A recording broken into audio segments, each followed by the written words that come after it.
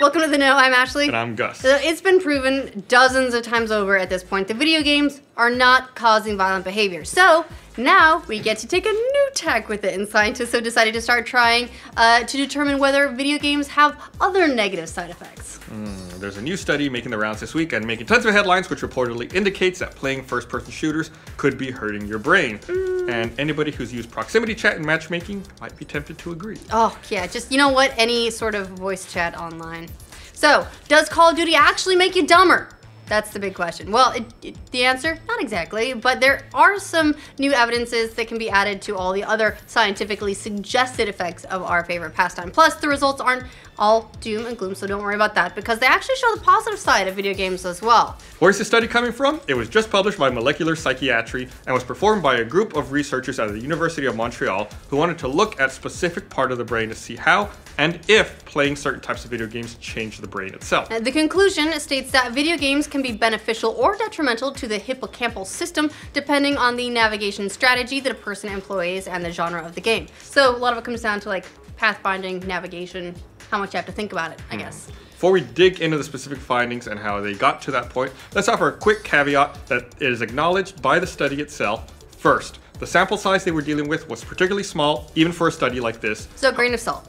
However, they were able to repeat their findings, and statistically speaking, the results were fairly significant. All right, so now that we got all those grains of salt out of the way, here's how they performed their study. First, the scientists asked 33 gaming test subjects, so again, small sample size, 33, how frequently they played video games before scanning their brains via MRI. And then they got another 43 people who didn't identify as gamers and scanned their brains as well. Following that, those 43 test subjects began to spend 90 hours over the next 2 months in one of two genres: action games like Call of Duty or platformers like Super Mario games. 90 hours over 2 months isn't that much. So 90 hours over a couple months, that's not just what, hour and a half a day, no big. In a couple of months, they did get some noteworthy results. They found that among the original 33 gamers who said they mostly play shooters, around 19 hours per week on average, those gamers all had significantly less gray matter in the hippocampus than the non-gamers.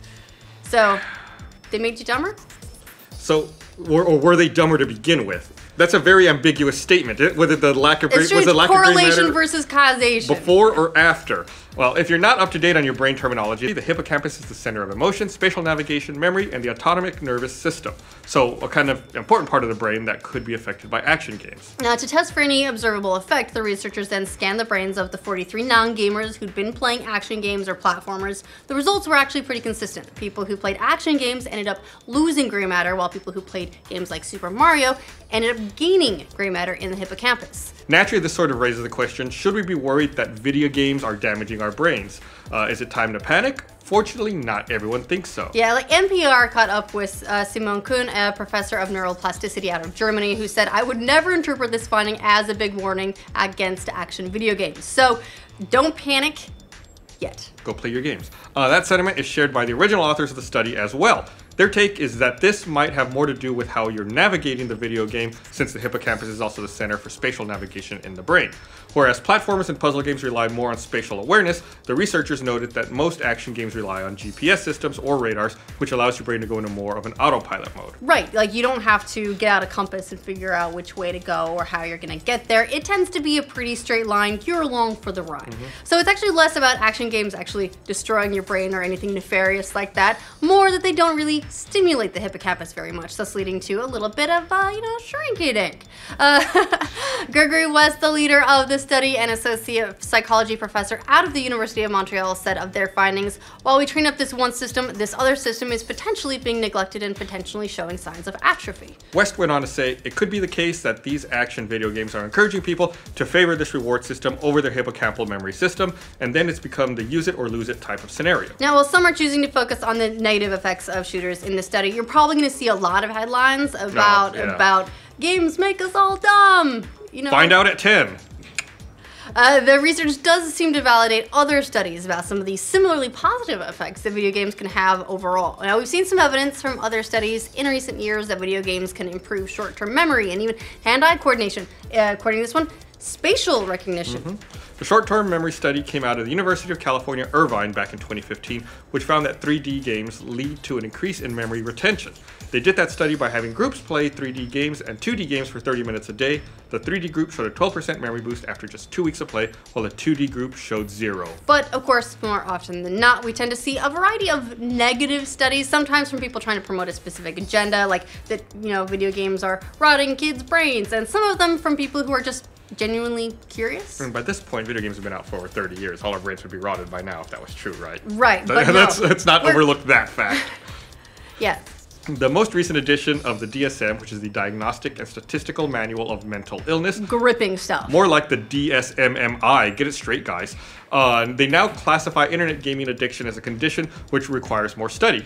The DSM is basically the American Psychiatric Association's handbook for classifying mental illness, so that's a pretty big deal.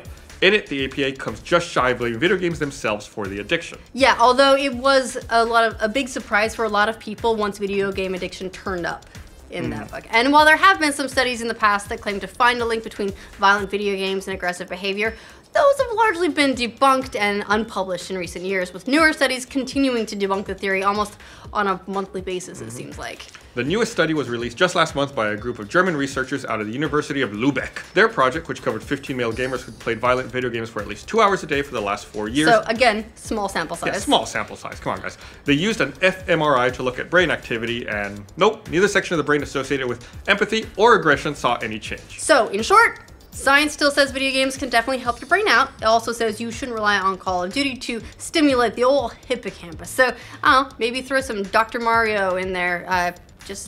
That's what the doctor ordered.